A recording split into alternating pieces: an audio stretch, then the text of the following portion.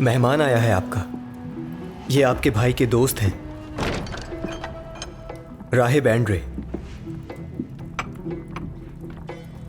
सच कहूं तो मैंने कभी नहीं सोचा था कि आप यहां मिलेंगे मुझे। राहिब एंड्रे? आपके भाई ने मुझे बताया कि आप पेरिस में हैं। हकीम लतीफ से जब मालूम हुआ कि आप यहां हैं तो बहुत हैरत हुई मुझे। आप दोनों जानते हैं एक दूसरे को? अभी मुलाकात हुई हमारी। राहिब एंड्रे ही बताएंगे कि मुलाकात की वजह क्या बनी।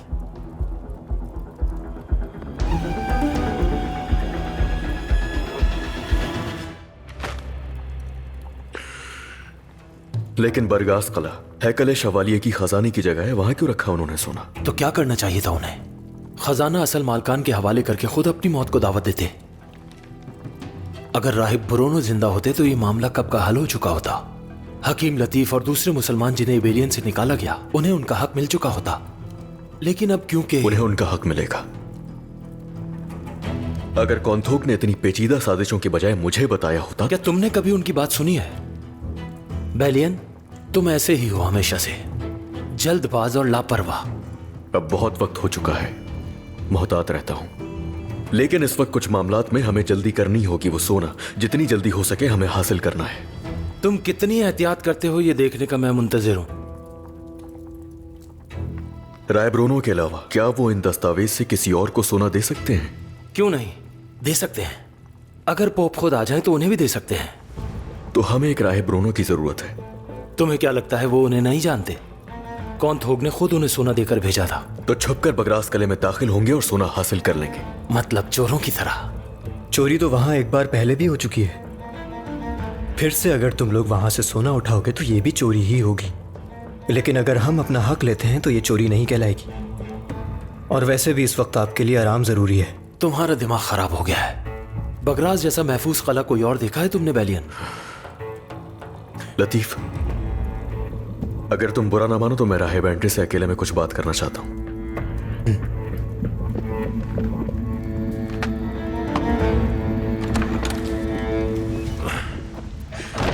कला कितना महफूज है ये बात मैं अच्छी तरह जानता हूं। जैसे कि मैं ये जानता हूं कि वो दरवाजे तुम्हारे लिए कैसे खुलेंगे जब तुम ये लिबास उतारकर अपनी असल में आओगे। वहां हम साथ जाएंगे। हरगिज़ नहीं। मैं हॉक के लिए पहले ही बहुत बड़ा खतरा ले चुका हूं, ये भेस बदलकर और यहां आकर। अब इससे आगे मेरा कोई ताल्लुक नहीं।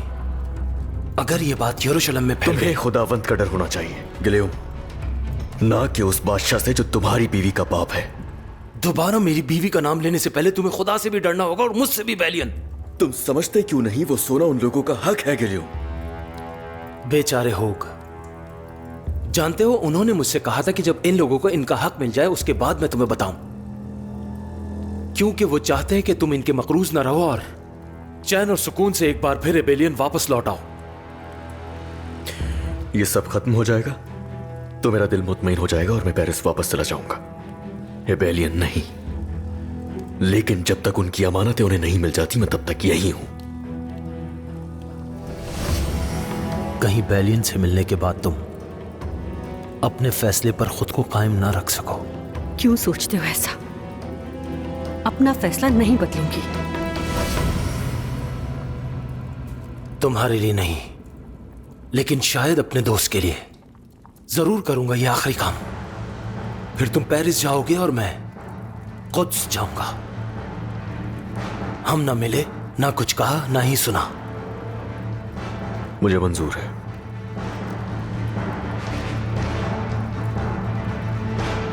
ये काम हम अकेले नहीं कर सकते, हमें मदद लेनी होगी।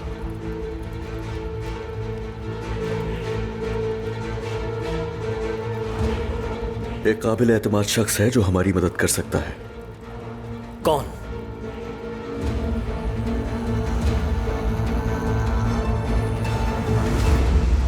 हालात अब भी बहुत पेचीदा हैं। दरगाम की बाकियात अभी खत्म नहीं हुई। हमें लगाम कसनी होगी। तुम सब चौकन्ने रहना। क्या कोई खतरा है मेरे अमीर? कोई खतरा पैदा ना हो इसीलिए कह रहा हूं ये। मेरे अमीर, मतलब ये कि चौकन्ने तो हम पहले ही हैं। क्योंकि आपने दोबारा तंबीह की है तो यकीनन कोई ना कोई वजह तो जरूर होगी। बताइए मेरे अमीर।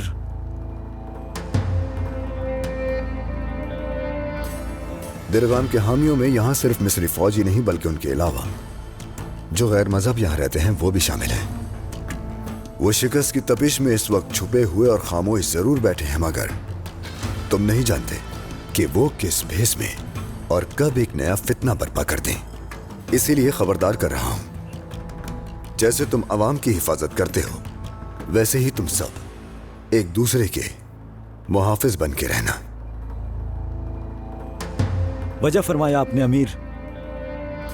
हम शहर शाम के पानी, मिट्टी और वहां के लोगों को अच्छी तरह जानते हैं। उधर हम उड़ते परिंदे को जमीन पर उसके साए से पहचान लेते हैं, मगर ये काहिरा शहर है। अभी हम यहाँ की हर शय से वाकिफ नहीं है, लेकिन एक दिन हम सब कुछ जान जाएंगे।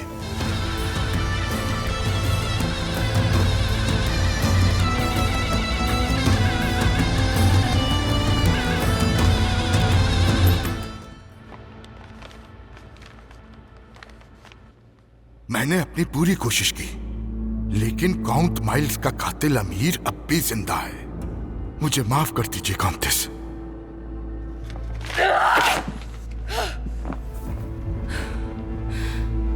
वो मरेगा, उसे मरना ही होगा, वो जरूर मरेगा।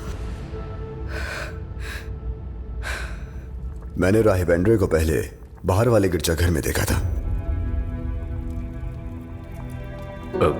इसका मतलब पहले से जानते हो एक दूसरे को? हमारी मुलाकात नहीं हुई। जब मैं राहिब ब्रूनो को ढूंढने गया लेकिन तो दिखने में तो आप गिरजाघर के पादरी लगे।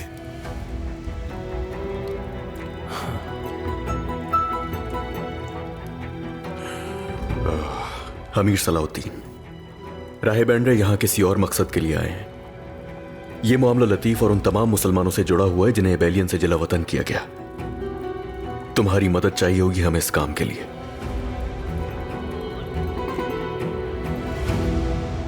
तो मेरे काउंट माइल्स को यहां तन्हा छोड़ दिया गया।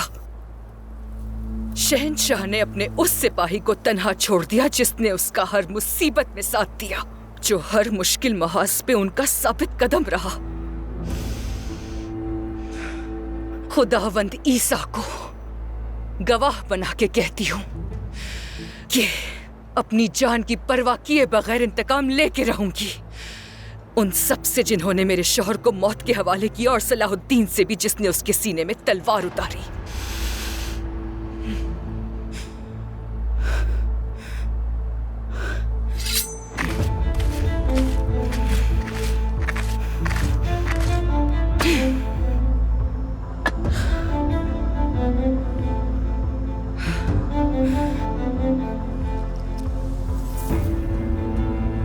ये वो बीज है जो अपने रस से जहरीले सांप को हलाक करने की कुवत रखता है। इसकी परवान तुम्हारे सीने में चढ़े। कुवत और सख्तियों के साथ जिस तरह ये पौधा आसमान की तरफ बढ़ता है, बिल्कुल उसी तरह मेरे अंदर, मेरे सीने में लगी इंतकाम की आग के शोले भी ऐसे ही भड़केंगे।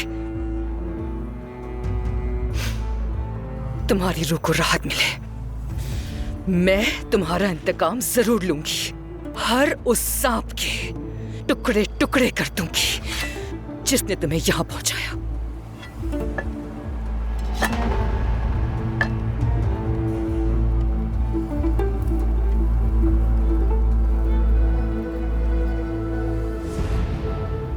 शायद तुम्हारा मंसूबा कामयाब हो जाए, लेकिन अगर हम पकड़े गए तो तुम किसी को कुछ नहीं समझा पाओगे। तले का कमांडर राहिब एंड्रे से रग़बत रखता है। इनके लिए वो खुशी से दरवाजा खोलेगा। बरसों बाद हमें मौका मिला है कि हम उनसे अपना छीना हुआ हक वापस ले सकें। मेहरबानी करें अमीर सलाउद्दीन, मदद कीजिए हमारी।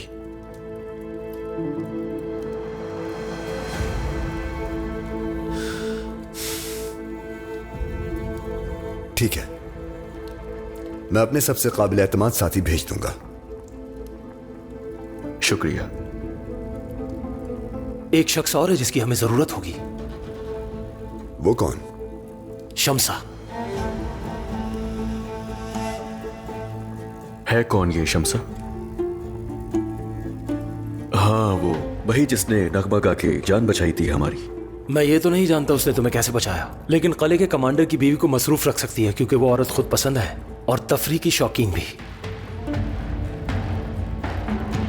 मुझे ये बिल्कुल मुनासिब नहीं लगेगा कि एक खातून की जान हम अपना मकसद पाने के लिए खतरे में डाल दें, लेकिन मेरे पास कोई हक नहीं कि मैं उसे जाने की इजाजत दूं या नहीं। चूंकि आप दोनों एक दूसरे को जानते हैं और दोनों में अच्छे ताल्लुकात हैं, तो खुद जाकर पूछ लीजिए।